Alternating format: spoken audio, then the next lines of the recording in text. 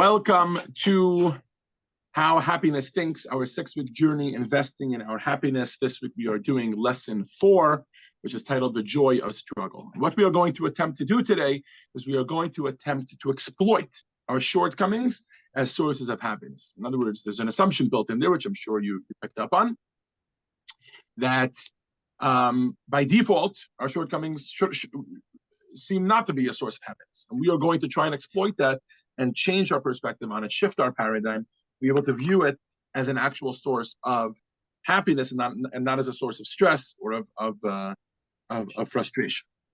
So essentially, this lesson attempts to answer a question, really. That's one way of framing it. Over the past few weeks, we've been discussing different tools and tactics to deal with staying happy despite whatever it is that life might throw our way, right? So we discussed if things go wrong, or if we're too busy and therefore we're stressed, and if we, all these different things, our ego gets in the way, all these different things, and we discussed how to learn to have a different perspective. God has a plan, and perhaps a little more focus is in order, and to live in the moment, and to be happier with what we have, and to practice gratitude, etc., etc. These are all very important things, but they may have led to a specific question. That is as follows: there is one area of life in which all of the tips, all of the hacks, all of the solutions that we've introduced, all of the thinking hacks, because there are different ways to think, to put things in perspective, would not have worked. That is our own personal shortcomings. Why is that? That's because it's one thing if, let's say, I missed my flight. I was on time, but something happens. I don't know, there's some sort of delay in the security line and I missed my flight. Or whatever, something happens to me. And as a result, I become stressed out, or I become unhappy. The stock market goes down, right? Classic example. And then I become unhappy. The next step is what we learned, for example, in lesson 2. Right? Or when we look at lesson 3, let's focus on what we have, not on what we don't have. Let's put our mind in the right place. Let's learn to appreciate the larger picture that Hashem has in mind for us. Certainly Hashem has something better in mind for us, etc. But I don't think that can be applied or easily be applied to situations in which the source of our frustration is ourselves. As a way to emphasize this, I'd like to do the exercise with you that we have on page 126. You can open up your books, page 126. You'll see there's a learning exercise. And the learning exercise asks you to list how bad the following scenarios make you feel. All right? 1 would indicate it's the lowest level, not very bad at all. 7 would indicate that you're feeling terrible about it. Just try and imagine this particular scenario unfolding in your life, and how badly would you feel about it? Okay? Scenario number 1, your wallet is stolen. Scenario number 2, you lose your temper and yell at your child. Scenario number 3, your company is downsizing, you lose your job. Scenario number 4, you mess up at work and someone else is blamed for it. Someone else gets fired for your misconduct. You lack the courage to speak up. Scenario number 5, in a moment of weakness, you do something that deeply hurts your spouse, and they forgive you, but you fear that the relationship will never be the same. Scenario number, I think we're holding 6.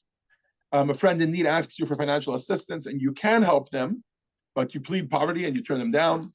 And scenario number 7 is you break your leg in a fall, resulting in a long and painful recovery, costly medical bills, and the cancellation of your vacation plans.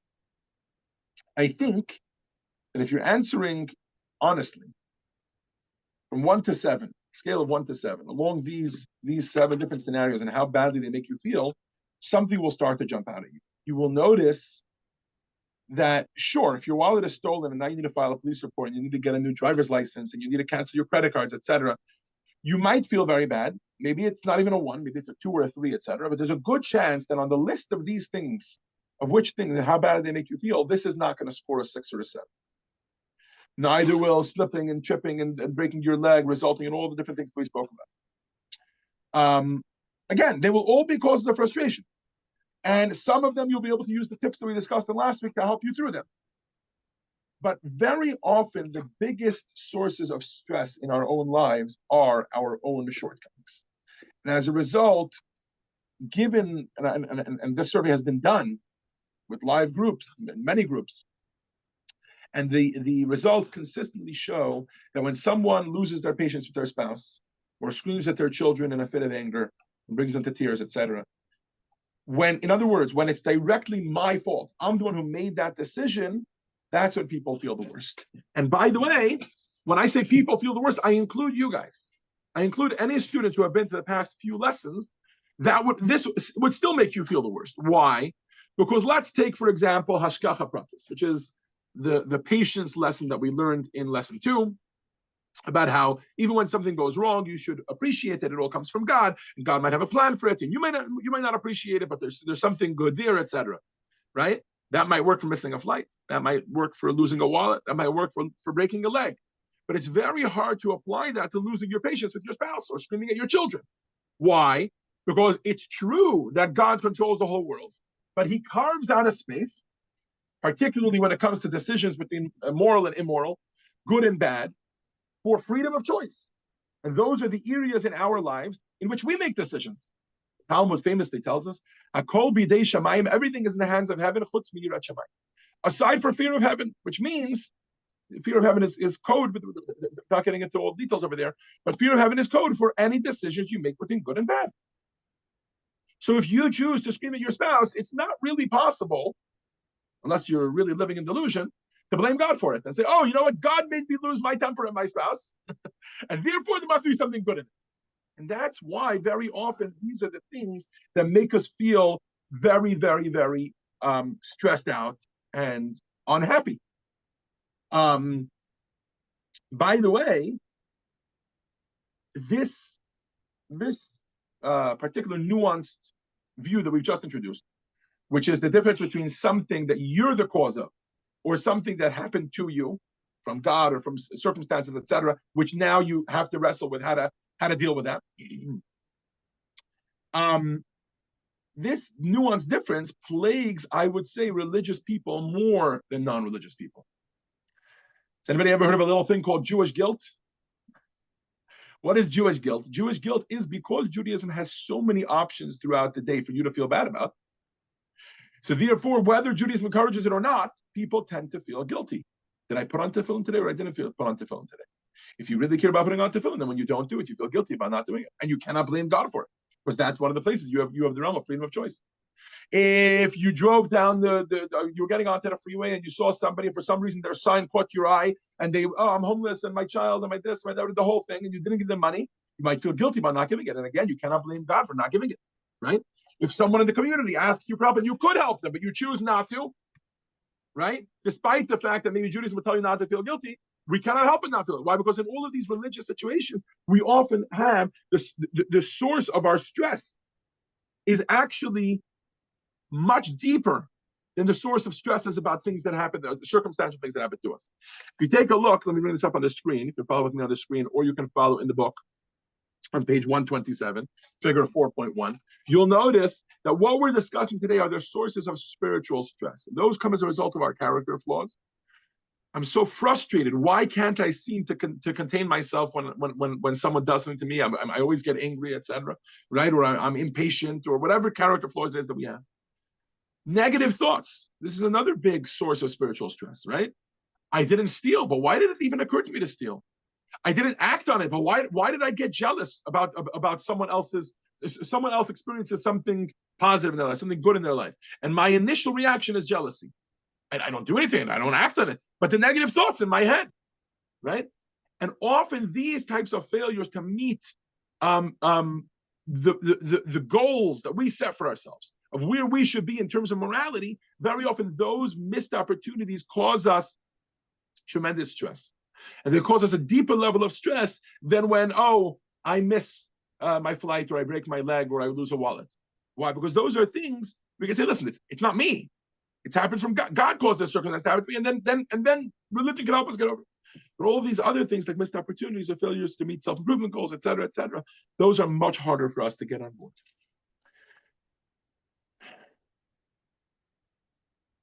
I also want to say something. All of these scenarios have another common denominator. And that is, we feel bad about these things, even though we didn't necessarily commit a sin, right? Failure to meet a self-improvement goal causes us depression, not because we're upset that we didn't do something good to someone or that we did something terrible to someone. The failure to meet a self-improvement goal, the frustration is with me. It's almost a level of shame. It's like, I can't believe that I can't seem to get this diet to work or whatever it is, or exercise, et cetera, et cetera. We want to be better people. We want to be more sensitive people. We want to be more spiritual people, but we struggle against our base desires. We struggle against our selfishness. We struggle against our laziness. We struggle against what Yiddishkeit, Judaism would call the Yetzer Hara, the negative inclination, the inclination that drives us, that gives us an incline, and that inclines us to do negative things. This is a struggle, I think, that every single human being deals with. And it's really the topic of today's lesson. How do we deal with the seemingly endless struggle of self-refinement? Because we're never going to be perfect. And this struggle is going to be with us here throughout our lives. How can we deal with it in a healthy way? What you're going to find is that today, the natural way that people deal with this is that they try and avoid it as much as possible, right? So try and do the right thing as often as possible and avoid the struggle of self-refinement. Or maybe they come to terms with it. And what you're going to find today is a fresh perspective on this, where instead of saying, let's try and avoid the struggle of self-refinement as much as possible, we are going to learn to engage in it. And instead of it causing, even though we fail often, instead of it causing us to be down and to get us down, it is actually going to be the source of our happiness. All right? So that, we've set ourselves our goal for today. It's a pretty lofty goal, but I believe we can achieve it. And there's a lot to appreciate here. So we are going to begin this conversation by opening up a seemingly completely unrelated conversation, very off-topic conversation. And don't worry, I don't expect you to get the connection right now, but we will bring it back to it at the end of the lesson. You will see how relevant it is, okay? And that is a discussion about your job. Every single person on this Zoom right now is still currently employed. And if you're watching the recording and you're not employed, you're already retired, etc., you have a job that you can think of. We are going to discuss today 3 ways of looking at a job, all right? This comes from Dr. Robert Neely Bella, who is the author of Habits of the Heart. And it's the next few texts are going to be essentially their research, him and a few others with him, etc. Some of the books you may be familiar with, a book called Authentic Happiness, Jobs, Careers, and Callings. And what we're going to discuss is that there are varied individuals throughout the world. Every single human being views their job differently.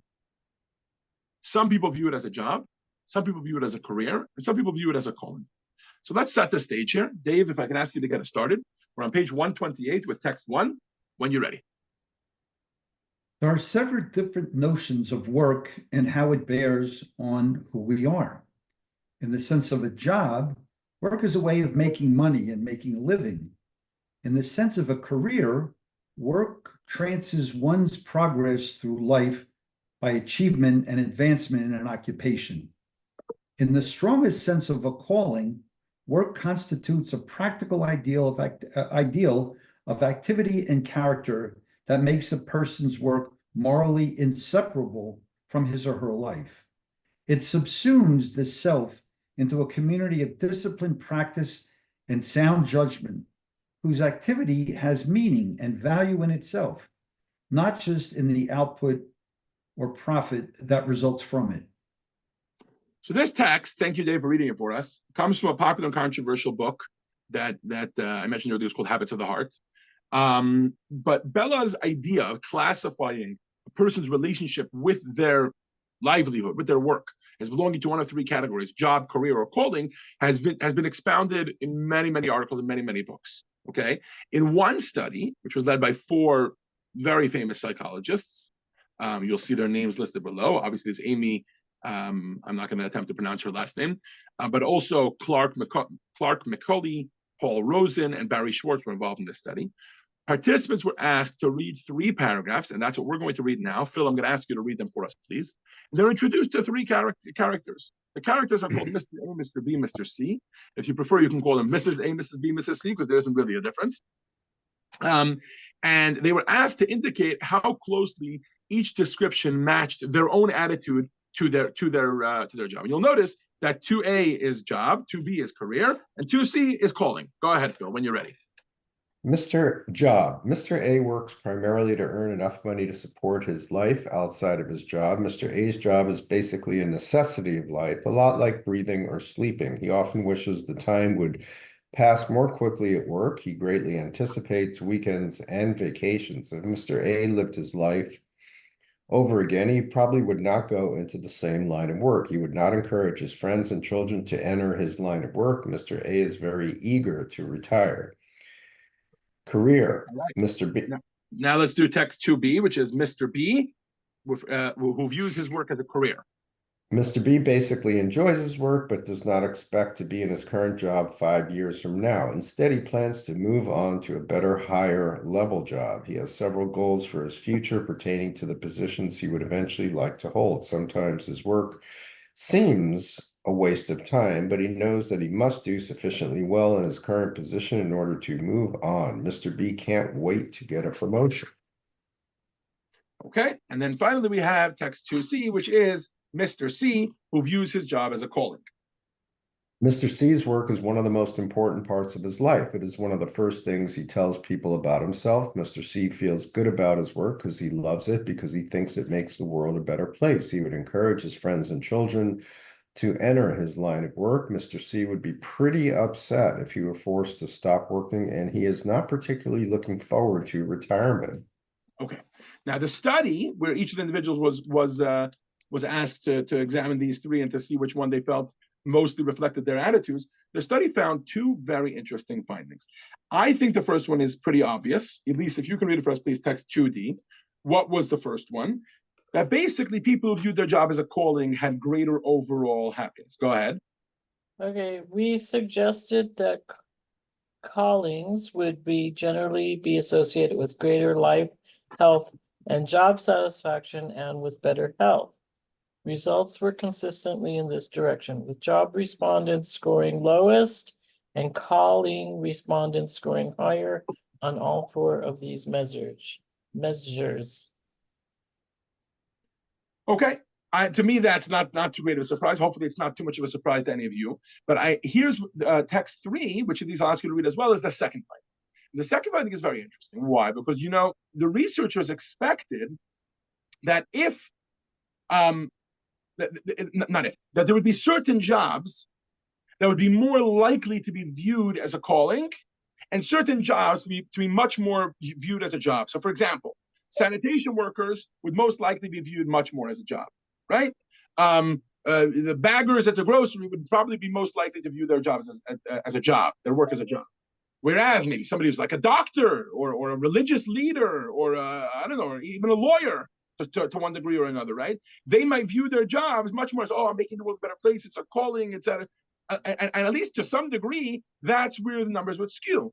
But they found actually the exact opposite, that it depended a lot less on what the job what job it was, and much more on the individual's perspective and the way they looked at their work. Elise, if you can read it for us, please text me.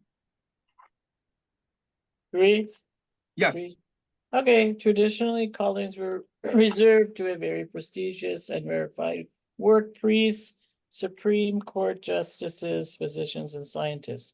But there has been an important discovery in this field. Any job can become a calling, and any calling can become a job. A physician who views the work as a job is simply interested in making a good income and does not have a calling, while a garbage collector who sees the work as making the work a cleaner, healthier place could have a calling. And Resniewski, a professor of business at New York University, and her colleagues are the scientists who made this important discovery. They studied 28 hospital cleaners, each having the same official job description. The cleaners who see their job as a calling craft their work to make it meaningful. They see themselves as critical in healing patients. They time their work to be maximally efficient. They anticipate the needs of the doctors and the nurses in order to allow them to spend more of their time healing, and they add tasks to their assignments, whereas the cleaners in the job group see their work as simply cleaning up rooms. Thank you, Elise. So I want to make a book recommendation at this point. There is a book called The Fred Factor. Has anybody read this book? Can you raise your hand? No. Okay, you guys are going to love this book. It's a very, very short book, very easy to read. The Fred Factor is a book written by Mark Sanborn. And essentially, he introduces us to a character called Fred the Postman. And Fred was a mailman, right? And he had a remarkable way of making the ordinary extraordinary. He took his simple job of delivering mail and turned it into, all of the people on his route knew him by his first name. There were mothers who had babies that he would volunteer to babysit for. There was the person who had the packages but always came home late from work and their packages were disappearing. So he found someone to put the packages. And he found a way that in his regular day-to-day job, right, he made people happy. And he viewed a simple job, which most people would consider more job than career or calling. And he turned it not only into career, but he turned it into a calling. So it turns out, and this is essentially what this by the way, this concept has become known as a Fred Factor. And there's even a website where you can nominate someone to be a Fred, et cetera, et cetera, et cetera. I mean, you can read the book. It's a fascinating read. I haven't read it in many, many years. And this recommendation, I think, is also for myself. I'm going to read it again.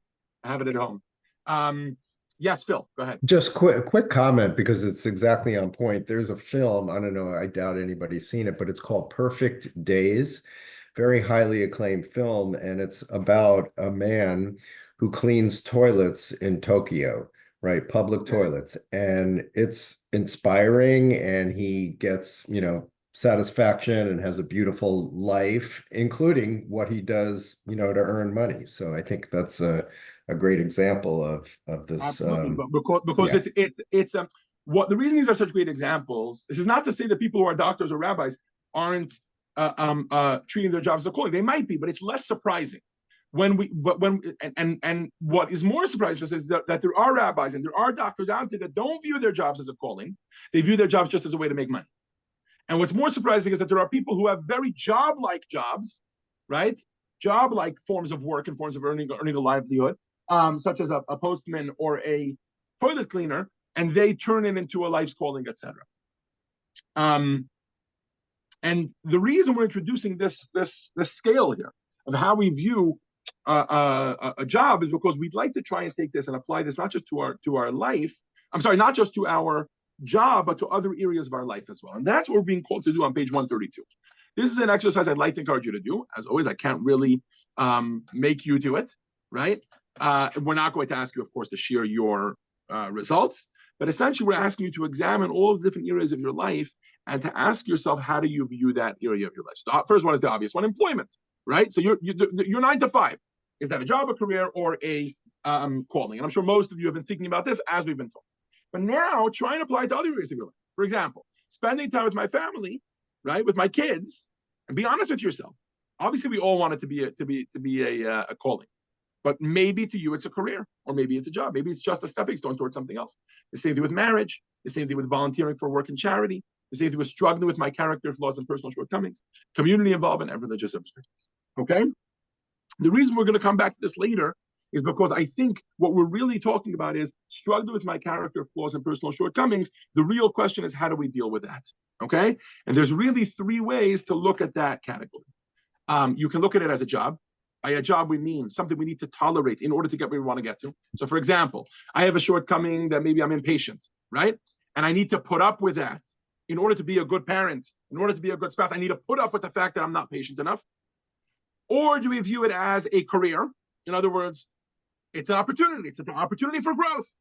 Right now, I'm impatient, but I'm going to use that as it's a nice window of opportunity in my life. It's a void, which I can fill with being more patient. Or do we view it as a calling? Maybe that's where the essence of life really lies. Okay, and now I think you can start to see where we're going by talking about this concept of applying the job, career, calling paradigm to every single area of our life, and specifically to our struggle, our daily struggle to overcome our character flaws and our personal shortcomings. Okay. In order to appreciate this, we are going to introduce one of the most famous concepts in physics. And because it's the most famous concept in Hasidism, many of you might be familiar with this topic. And I beg your forgiveness if I'm going to be a little redundant now to classes that perhaps you're in the middle of taking at Chabad. For example, those of you that are attending a weekly Tanya class, or maybe have attended a weekly Tanya class when I gave it or when Rabbi Hanoka gave it in the past, or if you're studying Tanya with me one-on-one, or if you perhaps have been exposed to Hasidism through other JLI courses we've done in the past, I'm going to ask your forgiveness. It might be a little redundant, but because this is such a fundamental topic, I still want to give it the proper justice, and we're going to build the case step by step. I am, of course, talking about the two-soul paradigm. In the first chapter of Tanya, the Alter Rebbe introduces a very interesting phenomenon about a human being. And he uses this to explain some very interesting observations about the human psyche. What is this paradigm through which he views the human being? So it's outlined in text 4a. Ron, can you read for us, please? We're on page 133. Every Jew, whether righteous or wicked, has two souls. One soul is from Klippa and the other side, in other words, the negative forces in creation. This is the soul that vests herself in the person's blood to vitalize the body and is the source of all bad character traits. The second soul of the Jew is veritably a part of God. It's God above. Okay, so the Alter Rebbe introduces that we have two souls. One of them he calls Nefesh HaBahamit, or the animal soul, and one of them he calls the Nefesh HaElokit, or the godly soul. The best words that I'd like to use for these two souls are the selfish soul. You notice that he calls it an animal soul. He doesn't call it the Nefesh Hara, the bad or the evil soul. He calls it the selfish soul, the animalistic soul, the one that, like an animal, is basically selfish. Why? Because we need that soul in order to survive. But we cannot let it get out of control. It's the source of all of our bad character traits, because anytime we do something bad, we are essentially being selfish. We are thinking about ourselves more than, let's say, the world, or more than an animal, or more than another human being. And in that way, we're being selfish. And the godly soul is a part of God that every single one of us has inside of us, but it's also selfless in nature, in that it is willing to transcend itself. Now, what does it mean to have two souls? Right, on page 133, we're asking this question. What does it mean to have two souls? So the learning exercise on page 134 will give you an immediate way to answer it. And this is one of the big paradoxes that every single one of us lives with. It's one of the most oxymoronic parts of our life. It's very dichotomous, and it makes us feel almost like a Dr. Jekyll, Mr. Hyde kind of character. And the Alter Rebbe uses the two-soul paradigm to bring us some peace and some perspective on this issue. What is the exercise? So you'll see that we're asking you to give an honest yes or no answer to each of these statements, right? Okay, each one on its own. You're not looking for consistency here. Each one on its own. Question number one is, I'm a selfish person. You know what? I think we can do this one with raising hands. Is anybody comfortable putting yes for I am a selfish person? Raise your hand. Nobody. One person. Okay. Is anybody comfortable putting yes for I am not a selfish person? Raise your hand. Two people. I have a question. All the other people that didn't raise their hands, what are you comfortable putting in? And this is exactly the point we're trying to make. And this is also why we saw one person who raised his hand for selfish and for not selfish. Why? Because he studied Tanya with me one That's right. But essentially what we're pointing out is that a lot of these questions are going to have conflicting answers, or we will have a very hard time answering it. I will tell you the truth. I would not be comfortable raising my hand for I'm a selfish person or for I'm not a selfish person. You want me to say 100% that I'm a selfish person? I refuse to judge myself that way and to throw myself under the bus that way. But to say I'm completely not a selfish person, I have to be honest. I know that I'm often self. Every once in a while, I know my own interests supersede other people's interests, and that's called being selfish. So I'm kind of conflicted which one to answer, right? And as you go through more and more, at the end of the day, the only thing I really care about is my own existence well-being. Or I know that it's not just about me. I wouldn't be comfortable answering yes or no to each. I would probably put a yes and a no for every single one of these. I would never knowingly do something to hurt another person, or I know that I've hurt others in pursuit of my own goals, right? I sometimes feel glad when someone else fails. I would never rejoice over someone else's troubles. Most of us find ourselves in the struggle between those two, right? When I really want something, I find it very difficult to resist it, right?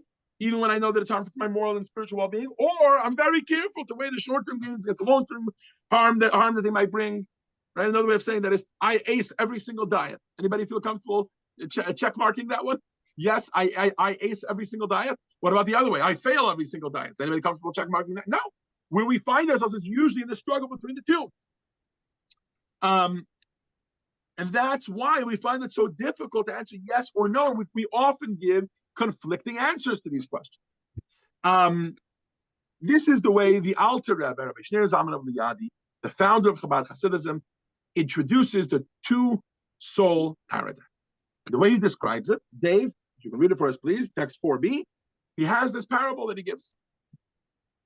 Like two kings who battle over one city, each desiring to conquer it and reign over it, that is, to rule its inhabitants according to his will, that they should obey him in all that he decrees for them. So too the two souls, the godly one and the animalistic one from Kalipa, battle each other over the body and all its limbs. The desire and will of the godly soul is that she alone should rule over the body and govern it, and that all its limbs should obey her and abnegate themselves completely to her and serve as a vehicle for her. On the other hand, the animal soul that is from Kalipa wants the very opposite.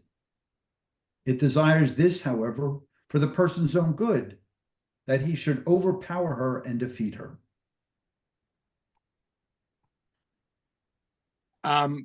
Just a technical note, the reason that the word her is being used here is because the word neshama in Hebrew is actually a feminine word. The Hebrew word for soul, neshama, is a feminine word. So that's why it's her.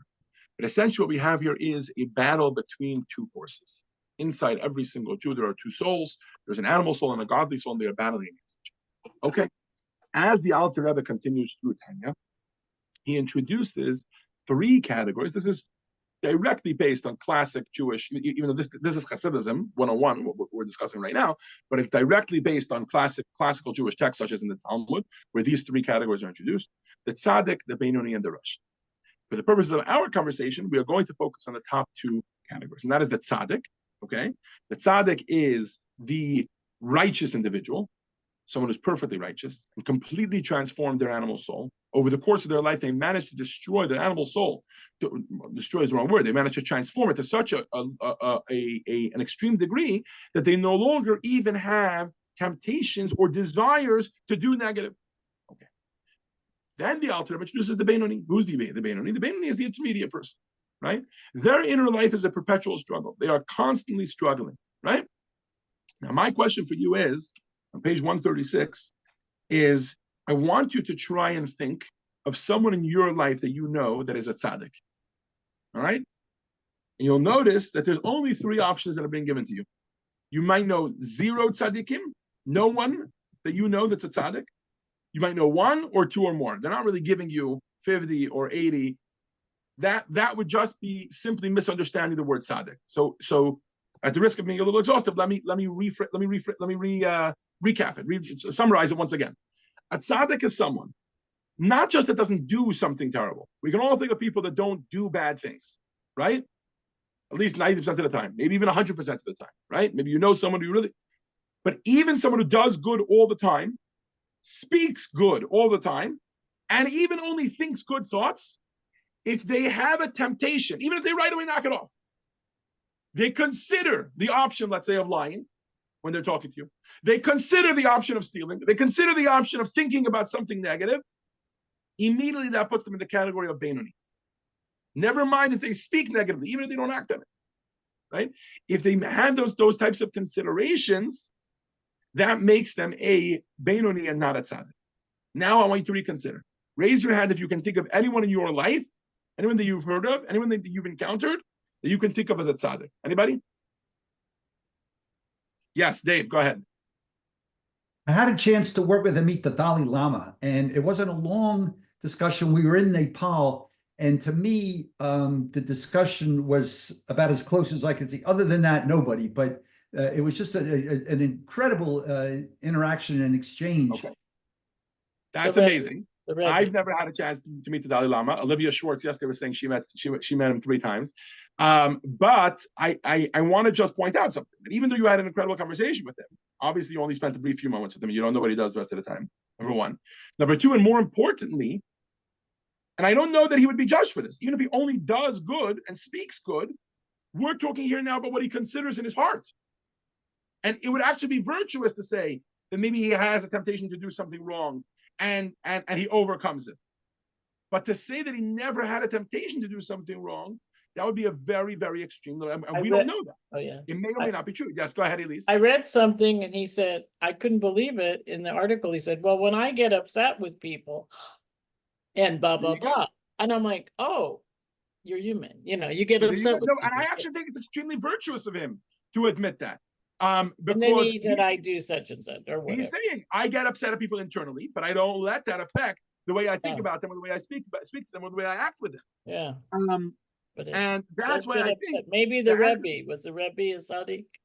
So let's talk about that in just a moment. Okay. But that's why I think the answers number 2 and number 3 become pretty obvious. Why? Because number 2 is, would you describe yourself as a tzaddik or a Beinoni? I don't mean to throw you all under the bus, but there's a good chance that almost every single person on the Zoom or watching this recording is in the category of Beinoni and not tzaddik. And now we have to describe the world, the ratio. We have this clearly in the Talmud, text 5a. Ron, you want to read for us, please? God saw that tzaddikim are few, so he went and planted a few of them in every generation. The Talmud tells us that when God looked at the world, and God is the only one who can really know if someone is a tzaddik or a Beinoni, he saw that there are very, very, very few tzaddikim in the world, right? Very few completely righteous people that don't even consider doing something bad.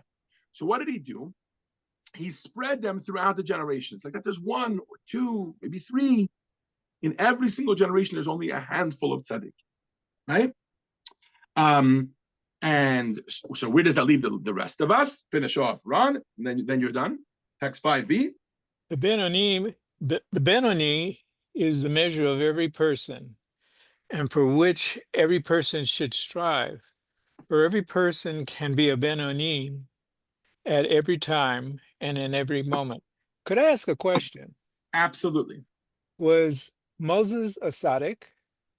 So for sure with Moses, we can say absolutely guaranteed that he was a tzaddik. The only person in recent history that I would be comfortable saying was a tzaddik is the Rebbe, and I'll clarify that in a moment. And I think I would apply it to some of the famous Jewish greats that there are throughout the generations. People like the Baal Shem Tov, people like Rabbi Akiva, people like Rabbi Shimon Bar Yochai. These are the tzaddikim. Okay. Now we're going to get in a moment to what the purpose of tzaddikim is. Right? Because that's one of the questions we want to ask is, because it's becoming clear to us that actually tzaddik is not even something we get a choice about. Think about it. The moment you have a temptation, even if you throw it out right away, that makes you not a tzaddik anymore. Now you're a Beinoni. You're just a very successful Beinoni. So most of us are not even successful Beinoni. What are we? We're aspiring Beinonis. Right? So go ahead, Ron. Well, then my question is, then why was he refused the ability to go into the land of Israel? Good question. Beyond the scope of today's lesson, I'll just clarify one thing for you. The assumption is that because he's a tzaddik, because he's a righteous person, therefore he gets credit for it, and because he gets credit for it, therefore he deserves to have any of his desires fulfilled. That's not going to be our understanding of the tzaddik at all. Because let me finish the point that I was just making. The point that I was just making was a tzaddik is actually not someone's ability. It's not within our freedom of choice to become a tzaddik. Why? Because a tzaddik is something that Hashem create. Think about it. If a temptation enters my life at any point, even if I dismiss it out of hand, which I think most people in the world would admit is a very good place to be, that makes me not a tzaddik. So hold on a second. Tzaddikim are so few, and they're kind of dictated from above. Okay? So the real question we have is, why would God create the world this way? Number one, and I'm not sure why we got so hung up on tzaddikim here, but that's okay. We'll talk about that as well. Question number one is, why would God make tzaddikim so few and make it so out of access for most people? And perhaps more relevant to us is, why would God make the day-to-day basis of every single human being that exists on the planet, every single person, to struggle? Right? Remember, this person that we're talking about, which every person should strive for, that measure, that Beinoni, is it's essentially the Alter Rebbe's version of the human condition. You are either a successful Beinoni in life, or you are an aspiring Beinoni. Why? Because the struggle is the space in between the aspiring Benoni and the successful Benoni.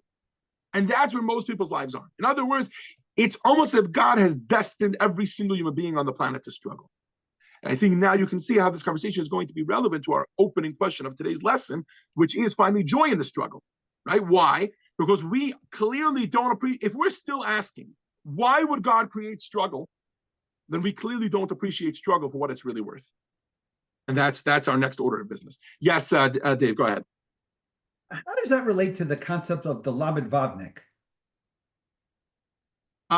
Very off-topic question. Just to answer it briefly, let's call a Lamed Vavnik a tzaddik. Okay, fair enough. Okay. Thank you. All right. It might not be a completely accurate 100%. No, that's good. Thank you. Answer could be some Lamed Vavniks are just very successful Beinonis. But for the purpose of our conversation, let's just say that they are tzaddikim, they are righteous people. Okay. But the question that we have on the table is Lama asa Hashem kacha? Why would God create the world in such a way? Why would Hashem create every single one of us with the mandate to struggle? This boils down to appreciating the purpose for which God created the world. What was the purpose for which God set about creating a world? What kind of world did he want? Right? When we begin to understand what type of world he wants, we'll soon see that actually struggle is an integral part in it. So Dave, if you can read for us, please, text 6, page 138. What kind of world did God set out to create? Now, the purpose of the evolution of the worlds and their descent from level to level is not for the sake of the higher worlds, because for them, this is a descent from the luminescence of the divine. Rather, the purpose is this lowly world, for so it arose in God's desire, and he should derive satisfaction from the other side, is conquered, and darkness is transformed into light.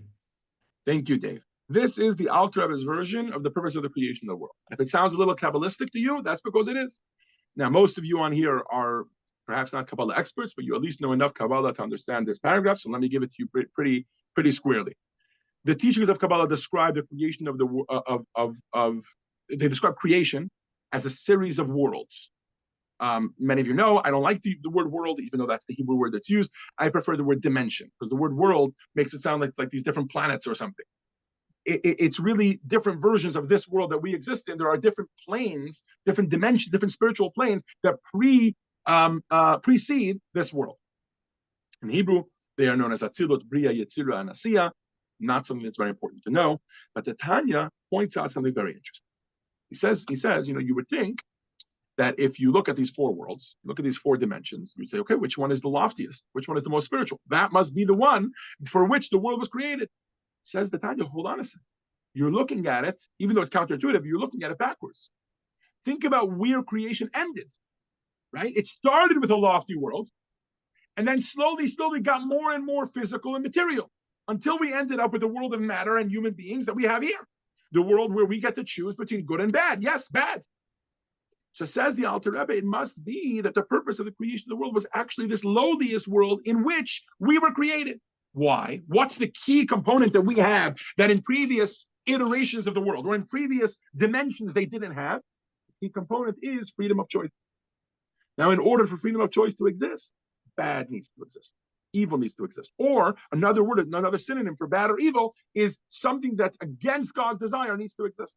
So God created human beings, and he gave these human beings very, and the whole world, of course, around human beings, and he gave these human beings a very unique capability. And that capability is not just to deny God, but to actually rebel against God. Why did he do so? Because the purpose of this experiment, this creation, was that God wanted to give them the complete freedom of choice to choose godliness. And he put within them, as we said, an animal soul and a godly soul. And he said, now I want to watch them struggle. And on their own, they're going to struggle. Sure, maybe I'll give them a little lift here, a little push here, etc. But by and large, I want them to struggle on their own to try and find truth, to try and find goodness, to try and prove godliness in the world, and not the opposite. As we know, this experiment is ongoing. There's many human beings doing this, and many human beings doing that, right? But the purpose of the world remains to try and show the godliness that there is in this world.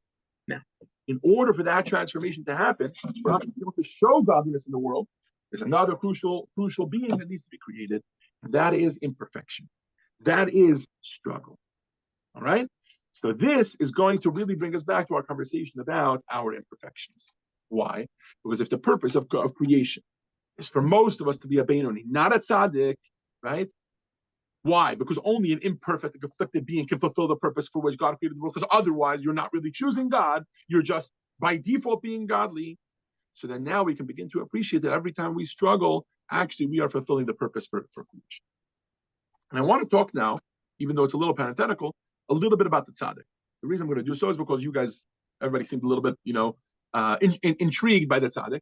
It's interesting to note that any tzaddik that we know that was put into this world and was a tzaddik, anybody that we know on good authority, and I would argue the Rebbe is in that category. I would argue Moses is in that category, despite the uncomfortability with his not being able to enter the land of Israel. I would argue that Rabbi Akiva or Rabbi Shimon Bar Yochai. What do all of these people have in common? The Baal Shem Tov, all these people, what do they have in common? They have a very interesting thing in common, which is the moment they were thrown down here into this world, even though they were tzaddikim, and they would have been very much not blamed for going to their little corner and doing their holy thing. Go, do your thing. You're very holy. What do you need to let the world be a hellish place, live on fire with no problem. You go do your thing. Why are you preoccupying? But every single one of them, if you pay attention to their life story, the first thing they did once they were put here in the world is they started to get involved in all the Benoni's lives, right? They started to, which shows you the purpose for which a tzaddik exists. And again, this is not a class about tzaddikim, but definitely in terms of a Rebbe, I would argue that was the Lubavitcher Rebbe's whole life. Right? Some people often ask me, why do you have this very close connection with the Rebbe? Why do you go visit his gravesite? Tonight I'm going, God willing, after I give the in-person lesson, I'm going to travel to New York, as I try to do every year before Rosh Hashanah, to go and pray at the gravesite of the Rebbe. Right? What's going on here? Why? Because to me, the Rebbe's embodiment of life didn't have to do with himself. He was put here in this world to be able to help us to connect to God and to be able to do our job as Beinonis and guide us through that struggle. We'll come back to the tzaddik just a little bit more in the final video of today's lesson, okay? But for now, I want to come back to the Beinoni. Okay, so that's the end of our parenthetical. Let's go back to the Beinoni. So now that we can appreciate that imperfection, character flaws are a key component of our existence. They're not a glitch in the plan. They're not, oh, God wanted a perfect human being, but darn Yetzer Hara got involved. It's actually part of who we were intended to be. So now we can approach our original question of achieving happiness despite our personal flaws and our personal struggle from a whole new perspective. What is that new perspective? Take a look at text 7. This is in the Tanya, same book. Phil, if I can ask you to read it for us, please. It's chapter 27, which is part of the series of 26, 27, 28, 29, where the Alter Rebbe deals with how to be happy despite having shortcomings. Text 7, go ahead. If your despondency is not from concern over actual sins, but from negative thoughts and negative desires that befall your mind, then on the contrary, you should rejoice in your lot that although these negative thoughts and desires befall your consciousness, you avert your mind from them, thereby fulfilling the divine commandment, you shall not go astray after your heart and after your eyes. In fact, despondency over such things actually stems from conceit.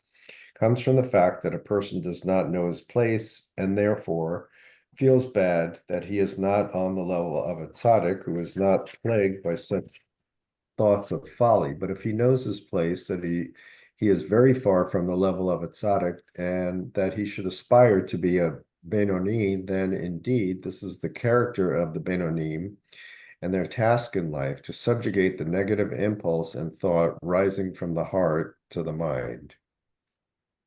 Thank you, Phil. The Alter Rebbe is making here a startling and in many ways revolutionary statement.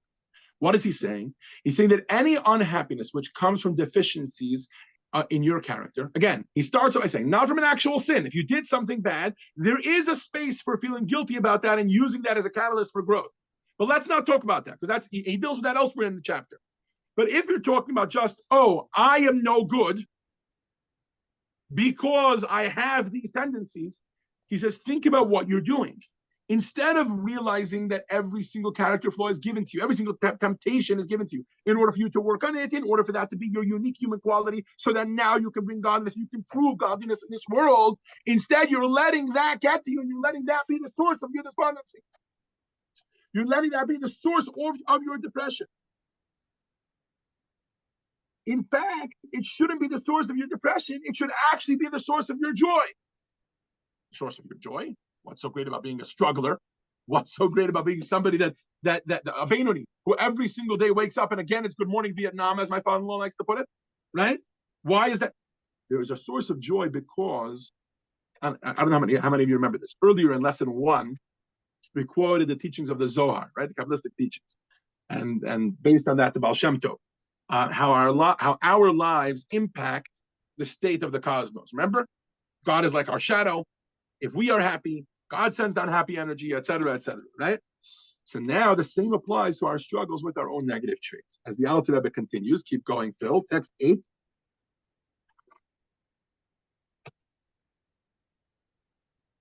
No, sorry, you're muted.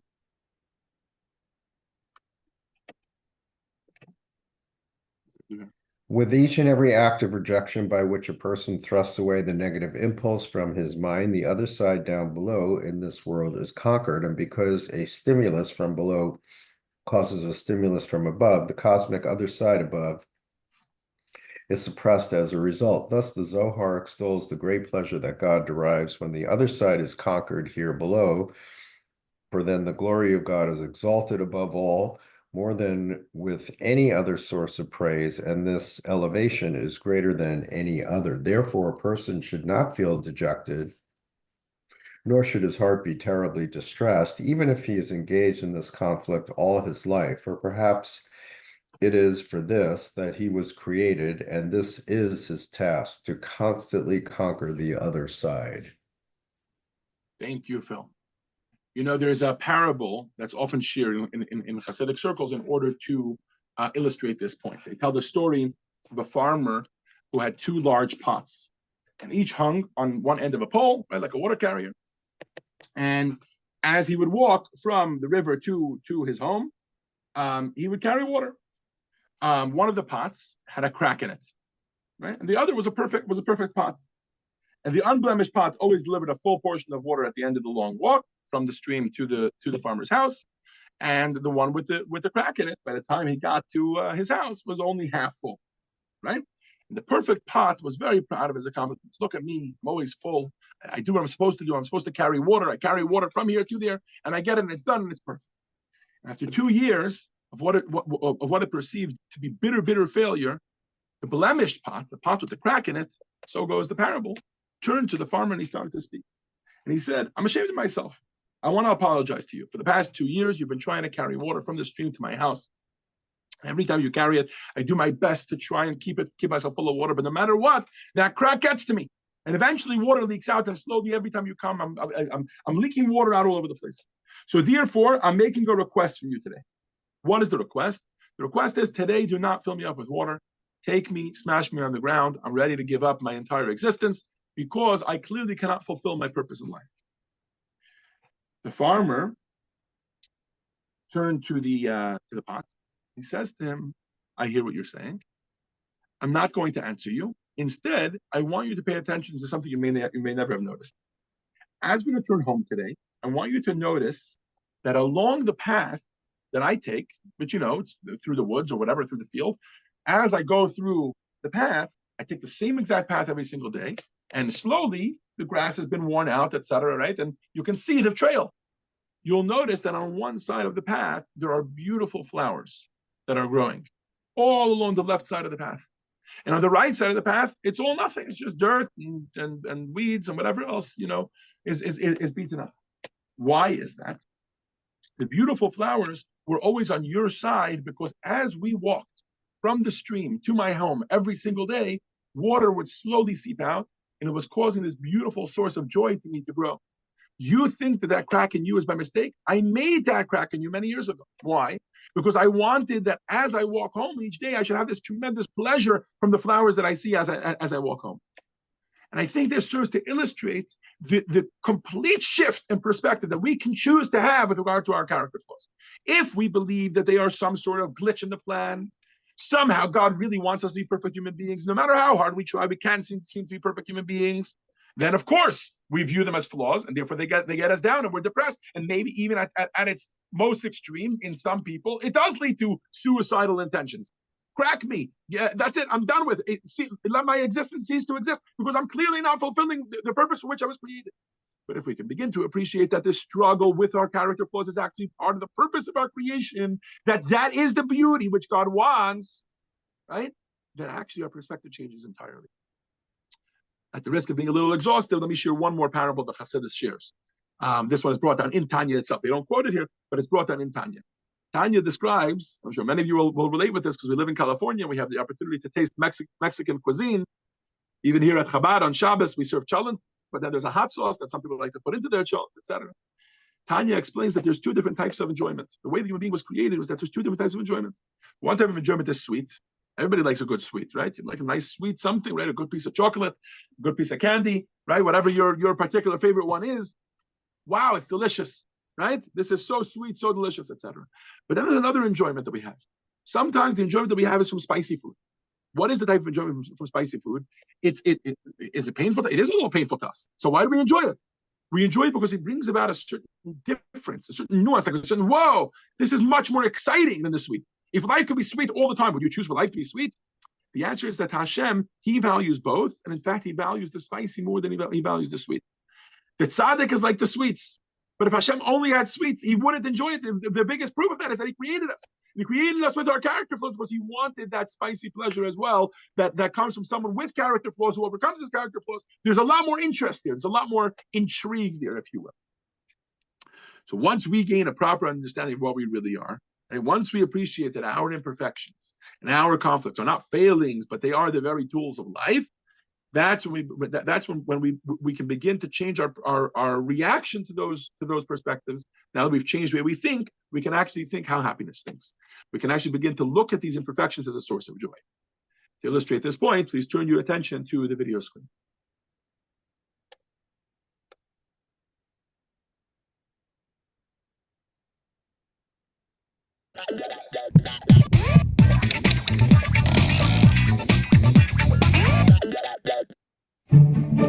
One day, a fire in hell got out of control, and the whole place burned down.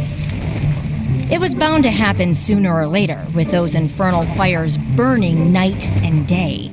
So a troupe of architects and interior designers were assigned to build a brand new hell. They redid everything, from the landscaping to the ceramic in the bathrooms. But the righteous folk upstairs in paradise complained. The wicked guys get a brand new modern complex while we are housed in this old dilapidated place? Is this justice? It was decided that the righteous were indeed right. So the wicked folks were relocated to the old paradise, which now becomes the new hell. And the holy folk moved into the renovated hell, which became the new paradise. What is the meaning of this story? This parable is often used to illustrate one of the innovations of the groundbreaking work Tanya by Rabbi Shneur Zalman of Liadi. Before the Tanya, for many people, their inner life was a spiritual hell. It was a place of discord, self-doubt, and a crushing sense of futility over the never-ending conflict between mind and heart, which went something like this. Why am I attracted to things that are not good for me? Why do I shy away from things I consider good and desirable? Why do I need to force myself to do what I want to do? Am I such a weak and confused creature that I cannot act on my convictions? The spiritually aspiring person yearned for a paradise of inner tranquility. But this yearned for paradise never manifested. The Tanya affirms that there are two selves inside us, a moral and upward-reaching godly soul, and a selfish and materialistic animal soul. And yes, these two selves are engaged in a constant conflict. But according to the Tanya, this inner turmoil is not a spiritual hell. It is a spiritual paradise. For this is our calling in life. Our internal struggles form an integral part of a greater cosmic conflict between the good in God's creation and the negativity which obscures that goodness. The fighting of this battle is the very purpose for which God created us. And every small victory we score in this struggle brings untold pleasure and gratification to our Creator. By revealing this truth, the Tanya turned the old paradise into the new hell, and the old hell was recast as the new paradise.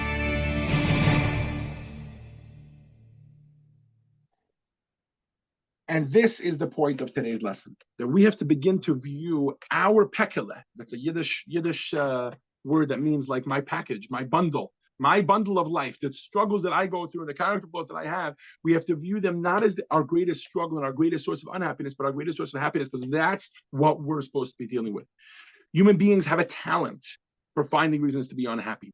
Why would Hashem make me this way? Why would he throw me this challenge? Why would he destroy my house for 30 days? That's one that I can say, right? Why would he give me this inability to have patience with my children or to get along with my wife, etc.? Why everybody else seems to be able to handle marriage very well? Why am I the one who's struggling with this? Right? Everybody else seems to be able to be good in this particular aspect of their character, and I struggle with it. Why? We're very good at asking all those questions. Why?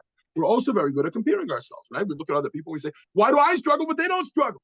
The first answer obviously is, yeah, you think they don't struggle, but they do struggle, right? And you don't know what everybody else is struggling. There's actually something much deeper at play. You see, Judaism believes that every single person, the things that they struggle with, that's actually their purpose in life. The things that they don't struggle with, that just go hunky-dory for them, Hashem doesn't even want you involved here. You know how we know? The very fact that you struggle with it. I think we're holding Elise. If you can read for us, please, text 9. Okay. Then, as I said, by your name will you be called.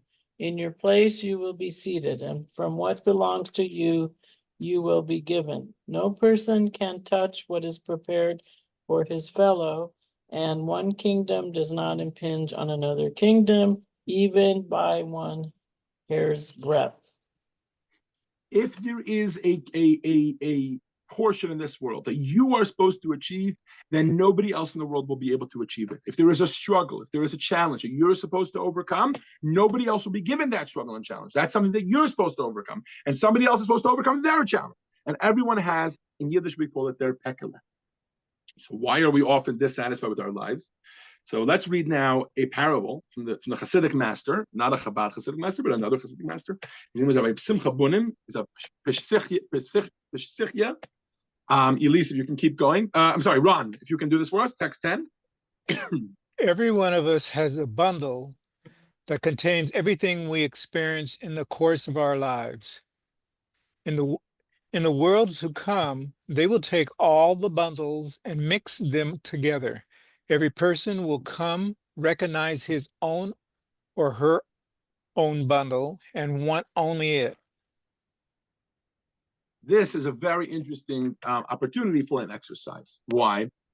Because let me ask you a couple questions. Number one is, if we did this experiment in this world rather than in the world to come, would you pick your own life or would you pick someone else's? I can almost guarantee you that anybody watching this now or in 3 years from now will choose the same thing. They will always choose somebody else's. Everybody has somebody else's life that they think is better than theirs, right? Again, without today's perspective. Number two, how many people do you think would choose their own lives? Everybody, most people, only a few people. Almost everybody would choose somebody else's life if we're talking about in this world. So what's the difference between this world and the world to come? The difference is only that in the world to come, it's the world of truth. We actually get to see everything for its true purpose. And then you see, oh, hold on a second. So you mean this is my bundle and I can choose to take it with all the hardships that it is, but also with all the accomplishments that it brings. Also with all the joy that it brings. Also with all the happiness. Also with all the purpose fulfillment that it brings for God in this world. Of course, I'll take it back. That's what happens in the world to come. And that's the difference between the way we view things in this world and the way we view things in the world to come. Okay. So now we can begin to revisit the learning exercise that we did at the beginning of this lesson, learning exercise number 2, when we asked if you view your life as a career, as a job, a career, or a call, right? So we specifically spoke about, right? Line number 4, struggling with my character flaws and personal shortcomings. Do we look at this as a job, a career, or a calling, right? It's not surprising that many people circle it as a job. Why? Because to them, they view it as a job because it's something that's a necessary evil in my life, just like a job when it comes to our actual work. The people that view their work as a job, essentially all they want is the money. Similar here. I really want to be a wonderful spouse. What should I do? Hashem blessed me. And they put blessed in ear quotes, right? This lesson tells us that blessed is the real word to use. But they put blessing in ear quotes. God cursed me with this terrible character flaw that I lose my patience with my spouse. So I can't be a good spouse. So struggling with my shortcomings becomes a job. It becomes a necessary evil. In order for me to get along with my spouse, I need to overcome this particular shortcoming that I have, right? Now, other people might view it as a career. What does it mean to view your shortcoming as a career? It means to say, listen, it's not just something I have to deal with. It's actually an opportunity for growth. And when I overcome this particular shortcoming that I have, now I'll be a better person. And slowly I'll become a better and better and better person. It's stepping stones for growth. Tanya says, no. It's not just a job. It's not even a deeper level, which is a career. It's actually a calling. Every single Jew is given this struggle because that is their calling to life. That is their purpose in life, to overcome this particular struggle. Let's do this final reading, which is a beautiful monologue penned by one of the great early Hasidic masters, known as Rabbi Aaron of Karlin. Dave, I think we're back to you if you can read it for us. Simply stated, a Jew who walks around and is not suffused with happiness is simply being ungrateful to God. The fact that he is nagging himself, am I a pious person? Am I not a pious person? That is haughtiness. Being despondent is rock bottom, God forbid. What is the essence of despondency? Despondency means I deserve this. I am missing that. Whether it's material lack or a spiritual lack, it's all about me. Why should I be concerned over what I lack? I should be concerned that nothing is lacking for God. If our patriarch Abraham would wish to change places with me, I would not want this. Abraham is a tzaddik with very lofty spiritual attainments, and I'm a plain person. If I changed places with Abraham, then he would be a plain person, and I would be a lofty person. God would get nothing out of this exchange. The only one who would gain is me, in that I would achieve loftiness. So again, it's just about the me and myself. What Rabbi Aaron of Karlin is pointing out is that even if you've graduated and you don't look at your struggles and your character flaws and overcoming them as a job, but you look at it as a career, you're still flawed. If you look at someone who looks at life as a career, an exercise in self-improvement, trying to be the best version of themselves that they can be, of course they would offer to switch. If they were offered to switch places with Abraham, our patriarch, they would take it. It's a ticket to the high road, right? That's what I've been aiming for all along. I've been trying to be the most righteous person that I can be. Says about Aaron Karlin, yes, but then you would have skipped the whole purpose of your existence, which is the space in between here and when you become Abraham. The struggle, the journey is what it's all about. In those moments, those are the moments. If you view your struggles as a calling, then you would never give up the struggles. The struggles is what life is all about. That's why we end off with this last question for discussion, page 144. We cited this study that showed that people who viewed their job as a calling, right, their work as a calling, they were more healthy, they were more fulfilling, they had lived happier lives. Viewing our struggles, viewing our lives, viewing everything in our lives as a calling, particularly the character flaws that we have, particularly the struggles that we have, right? Viewing those things as our calling, as our whole purpose in life, shifts it, changes it from being something that depresses us to being something that actually causes us immense joy. I'd like to conclude today's lesson with the following video. It's a 5-minute clip, and it's a song, okay? And I want to give some background to the song. This song is called the Beinoni, all right? We've spoken a lot about the Beinoni today. The Beinoni is the fate of almost every single human being in this world. Either you're an aspiring Beinoni, or you have achieved the level of Beinoni, right?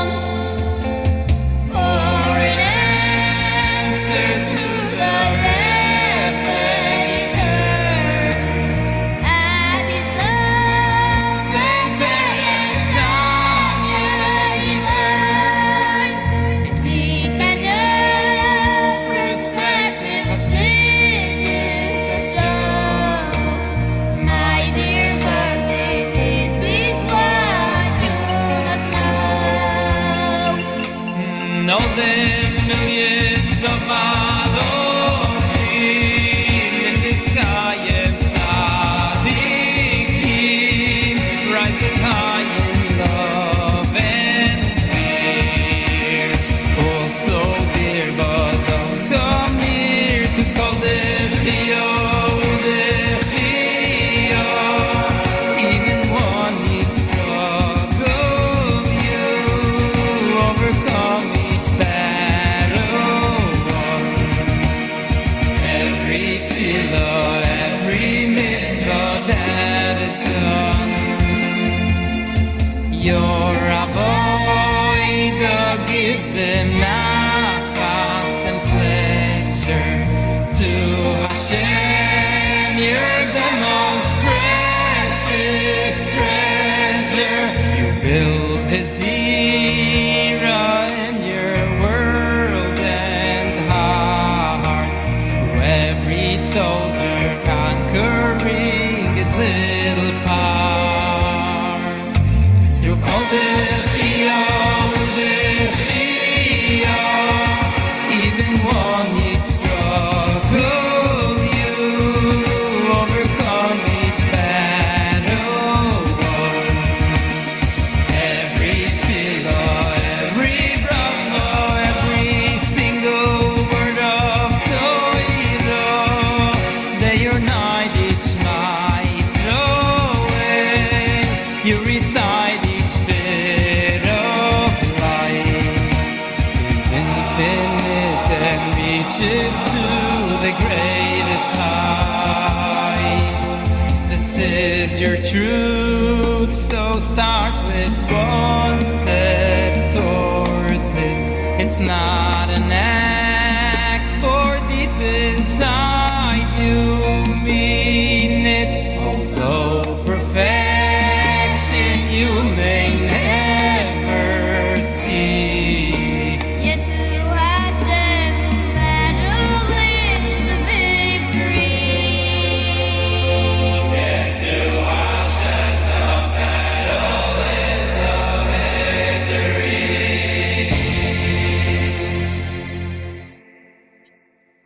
The Alter Rebbe radically changed the way that we view ourselves. You see, there were people for thousands of years who looked at their own character flaws and they said, look, I am not perfect and that depresses me. And they thought that that depression or that guilt or that shame was coming from a good place. I am not perfect and that bothers me. Isn't that a good thing? Said the Alter Rebbe, absolutely not. You are not perfect. That is the most wonderful and beautiful reality of your life. Embrace that part of your life. Be aware of the fact that that's where God wants you to fight. To Hashem, the battle is the victory. To God, every single victory. The line that they're quoting is the first line from text 8 on page 140. With each and every act of rejection by which a person thrusts away the negative impulse from his mind, you have fulfilled the purpose of creation. You say to yourself, but hold on, I'm very far from the goal. Who decided that's the goal? Who decided that's what you're supposed to be? You know who decided that? Your Yetzer Hara. Your evil inclination. Your animal soul pushes you and says, why should you be bothered over the fact that I didn't do this little one thing? I didn't move one step further. I didn't push away b'chol dechia udechia. I didn't push away this one little moment. Let's forget about that. Let me be bothered with the fact that I'm not tzaddik. And the Alter Rebbe came and said, you're not supposed to be a tzaddik. You're supposed to be a struggler. And the tzaddikim that are in this world are only here to help the strugglers. Why? Because the purpose of a person in this world is to try and be a Beinoni. For fleeting moments, for as many moments, or for his whole life, to try and be a Beinoni. And to be a Beinoni is to struggle. To be a Beinoni is every single day to wake up, good morning Vietnam, and fight again. And uvechol dechia udechia. If you can push away for even one moment, then that battle to Hashem is a victory. Hashem watches with a smile from on high when he sees you burning the wood, when he sees you struggling, when he sees you pushing, and you say, you know what, I'm not going to be as bad today as I was yesterday. I'm going to be a little bit better today than I was yesterday. To Hashem, that's what it's all about. And so the exercise for this week, again, as usual, I think is obvious, but still, let's bring it up here. Let's do it. The exercise for this week is to keep a daily tally of the victories that you score in the conflict between your godly soul and your animals. Those victories do not look like, oh, today I was an amazing human being. They look like my wife said one little comment to me, and normally the way I know myself, I might have been able, this is the chart here, page 146. You can keep. I might have been able to use that comment to get angry at her. Instead, I'm going to choose that to choose forgiveness. Someone asks me if I can help them out, and I could have chosen greed. And that's not a problem. That's not a problem. That doesn't make me a terrible person. It's fine that I have a temptation to be greedy and to be selfish, but I choose to push that away, even if just for a moment. I still have a selfish side. I'm going to be generous. An impulse to mindfulness, arrogance to humility, etc. Over the course of the next week, try and keep a score. Sunday, Monday, Tuesday, Wednesday, Thursday, Friday. Small victories that I won, and know that in that moment, you have brought down a tremendous godly energy, because in that moment, you have brought about a little bit of Mashiach energy, a little bit of Mashiach in this world. Please turn your attention to the video screens for a summary of today's lesson. Key points, Lesson 4. 1. Spiritual stress is a major source of unhappiness. Our deficiencies and shortcomings, and our seemingly never-ending struggles with the negative within ourselves, can be more distressful to us than our material troubles. 2. We are, by nature, conflicted beings. There is a constant struggle within our minds and hearts between our self-centered, animalistic self and our altruistic, godly self. 3. To be engaged in this struggle is not a negative thing. On the contrary, God's objective was to create an imperfect and conflicted world, and that His partner in creation, us human beings, should be imperfect and conflicted. Our engagement in this struggle and the small daily victories we score is at the heart of our calling in life. 4. We each have a portion in the world that is uniquely ours. No one can live our life for us, nor can we live anyone else's life for them. It is only by engaging with what we have been distinct as a career. We are often frustrated and disheartened by what we haven't yet attained and by what others have attained in comparison with ourselves. When we experience life as a calling, then everything we are involved in, including our internal struggles, is a source of fulfillment and joy.